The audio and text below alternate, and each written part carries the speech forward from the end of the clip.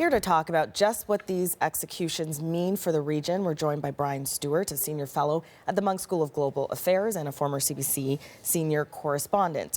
Can you explain what Saudi Arabia is doing here? Why now, and why so many people at one time? Well, why now is so often the question in the Middle East, isn't it? I suspect Saudi Arabia acted this time to find much of the outside world distracted by New Year's. This was a news time they wanted to get this done.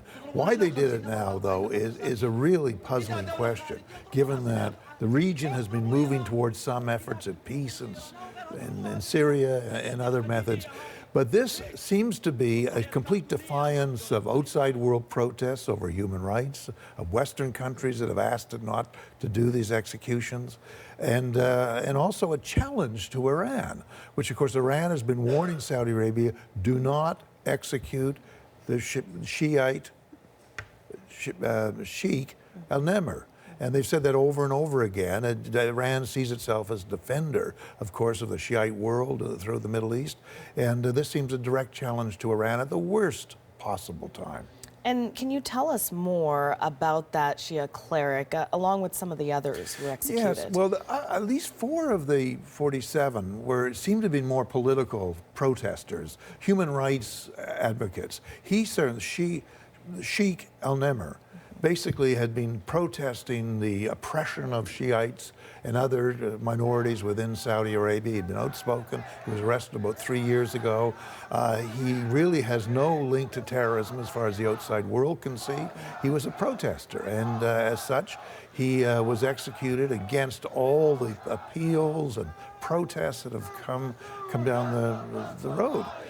It's extraordinary slap in the face of the Shiite world. That's how it'll be seen, at least. And it's very, very difficult for the Saudi Arabian royal family to defend this. And as Natasha Fatah was reporting earlier on, there have been protests. What's the response been from nearby countries that you're seeing? Well, nearby countries, the Sunni countries, like Saudi Arabia, have been very supportive. They're part of a coalition basically fighting as they see it, terrorism, but Shiite forces as well. Shiite countries, certainly Iran, those Shiites in Lebanon and Yemen and elsewhere have protested this very, very vigorously. But it all really comes down to what Iran is going to do, because it's enormously influential, as we know, as a Shiite power through the region, has influence in Lebanon, certainly significant influence in Syria, where it's backing the Syrian regime of Assad.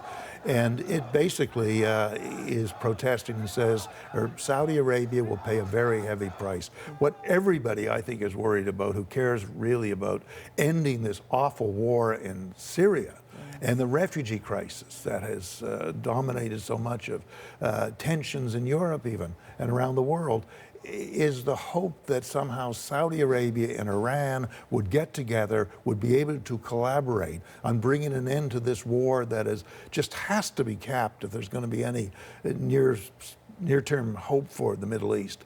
And here is a complete break, a throwing down of the gauntlet at a time when within this month of January, they were looking to get a temporary ceasefire in Syria.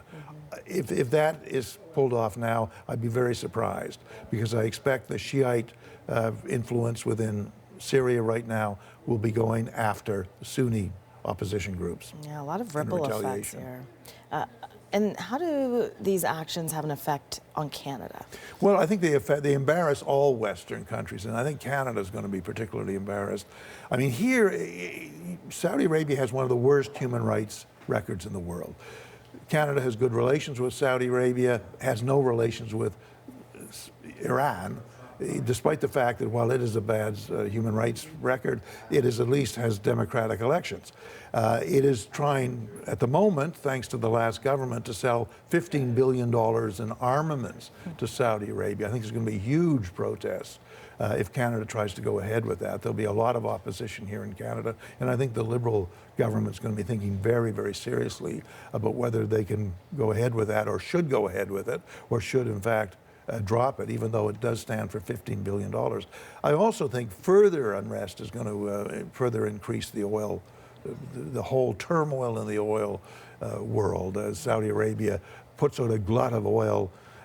Iran will soon be an exporter of oil now that the sanctions are coming off. It may, to undercut Saudi Arabia even further, give more of a glut of oil onto the world market. It's a mess in those terms. Almost every country you can think of could be affected by this, these executions.